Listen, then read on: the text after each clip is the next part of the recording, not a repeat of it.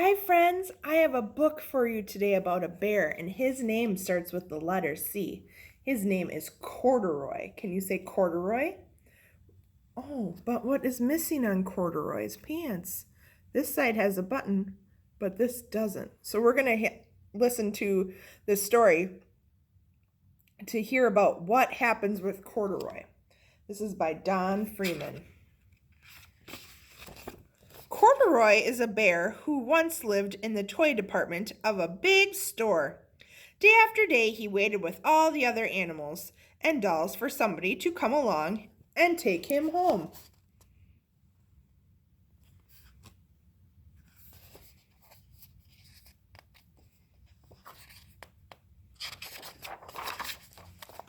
The store was always filled with shoppers buying all sorts of things, but no one ever seemed to want a small bear in green overalls.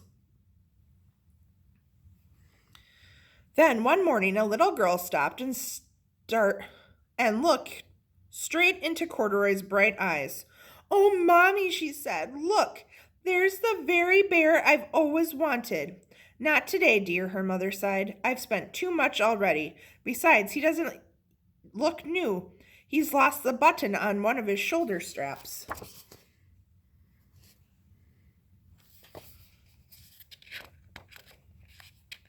These pages are very sticky. Late that evening, when all the shoppers had gone and the doors were shut and locked, Corduroy climbed carefully down from his shelf. Where do you think he's going? And began searching everywhere on the floor for his lost button. Do you think he's going to find it? Suddenly, he felt the floor moving under him. Quite by accident, he had stepped onto an escalator, and up he went. Could this be a mountain, he wondered? I think I've always wanted to climb a mountain. Is that a mountain? To Corduroy it is, because he's just a bear.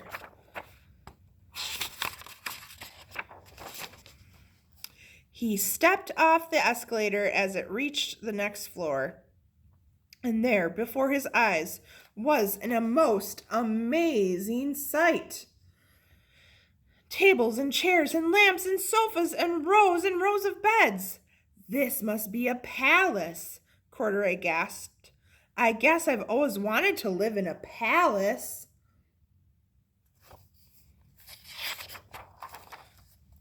He wandered around, admiring the furniture. "This must be a bed," he said. "I've always wanted to sleep in a bed." And up he crawled onto a large, thick mattress. All at once he saw something small and round. "Why, here's my button," he cried, and he tried to pick it up.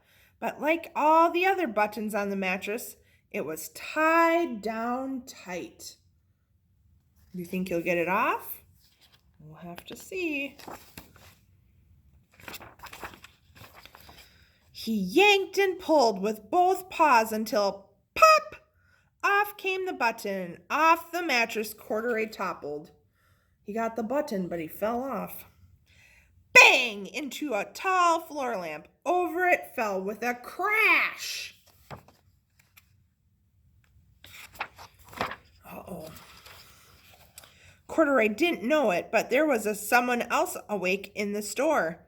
The night watchman was going his rounds on the floor above. When he heard the crash, he came dashing down the escalator.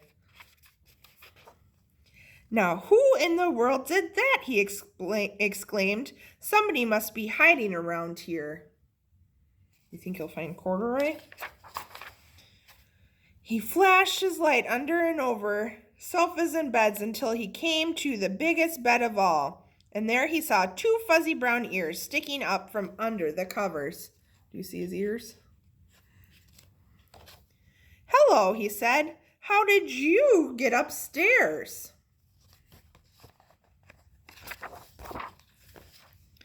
The watchman tucked Corduroy under his arm and carried him down the escalator. and set him on the shelf in the toy department with the other animals and dolls.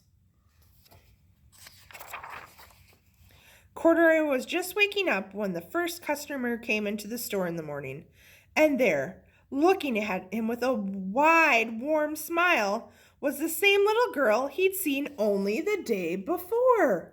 She came back. "I'm Lisa," she said, "and you're going to be my very own bear. Last night I counted what I've saved in my piggy bank, and my mother said I could bring you home." Corduroy has a home.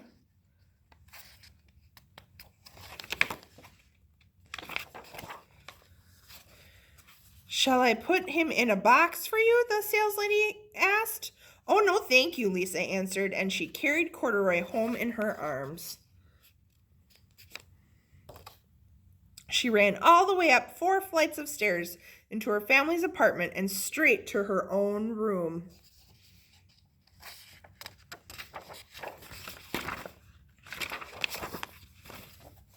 Corduroy blinked. There was a chair and a chest of drawers, and alongside a girl-sized bed was a little bed just the right size for him. The room was small, nothing like that enormous palace in the department store. "This must be home," he said. I know. I've always wanted a home." Do you see Corduroy's little bed? Lisa sat down with Corduroy on her lap and began to sew a button on his overalls. "I like you the way you are," she said, "but you'll be more comfortable with your shoulder strap fastened." So she put the button on his pants. "You must be a friend," said Corduroy. "I've always wanted a friend." "Me too," said Lisa, and gave him a big hug. The end.